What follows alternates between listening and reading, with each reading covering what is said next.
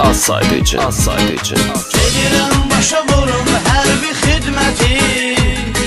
Səbr elə anacan, gələcəm səbr elə.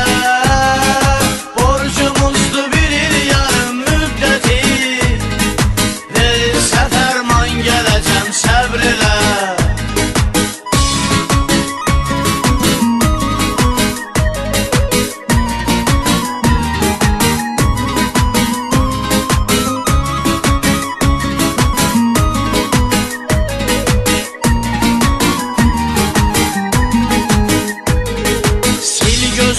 Yaşlı əskər anası, dalıcan qürurla baxır atası. Necə gedir gəlir hamının balası. Mən də bir zaman gələcəm səbr elə. Necə gedir gəlir hamının balası. Mən də bir zaman gələcəm səbr elə. Gedirəm başa vurum hər bir xidməti. Səbr elə anacan, gələcəm səbr elə. Borcumuzdur bir il yarım müddəti. Verilsə fərman, gələcəm səbr elə.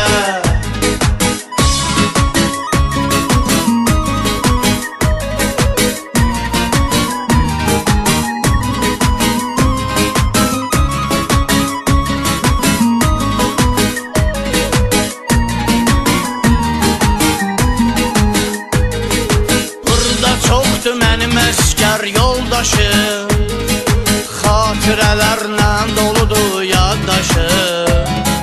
Darıxma ay əziz bacım, qardaşım. Gözlənilməz an, gələcəm səbr elə. Darıxma ay əziz bacım, qardaşım. Gözlənilməz an, gələcəm səbr elə. Gedirəm başa vurum hər bir xidməti. Səbr elə anacan, gələcəm səbr elə.